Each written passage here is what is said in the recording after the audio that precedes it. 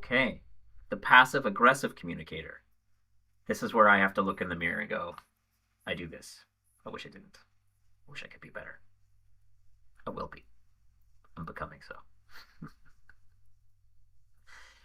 A passive aggressive communicator appears a lot like the passive communicator on surface appearance.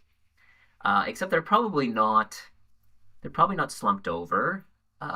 They appear cooperative. They're in the meeting, they're nodding their head, they're following along, and they may actually not agree with what they're hearing, but they're not letting that on. They might mutter to themselves or use some sort of innuendo or a clever, sarcastic comment, which is designed to convey what they really think.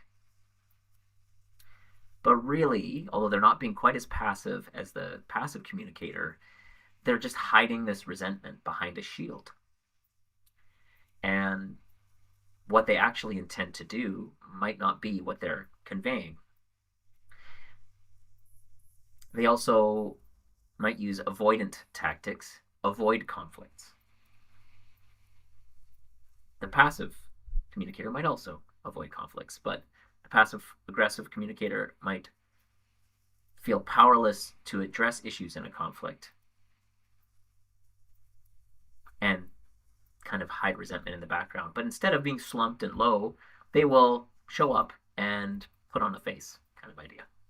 And so this is an easy one to fall into when you don't want to be aggressive and you don't want to be passive, but you've shown up to the conversation and you're not sure how to do it.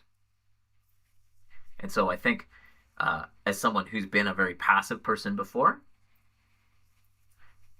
and a very aggressive person before, this is an easy place to fall into where you're trying to balance the two. And you can really feel stuck or resentful, much like the passive communicator. But the passive communicator might be taking that quite personally and kind of slumped down and not even contributing.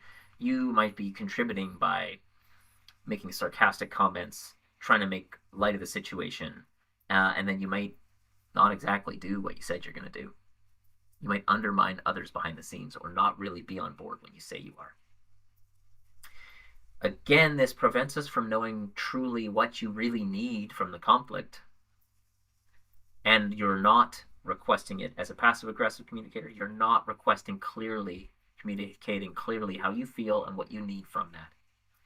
So how do the other people in the conflict know how to compromise with you? They're supposed to guess from your innuendos and sarcasm? Well, that makes it harder for them. So this is another style, very common style of communication that arises in conflict. We probably all do all of these things a little bit. Now let's look at another way to do things.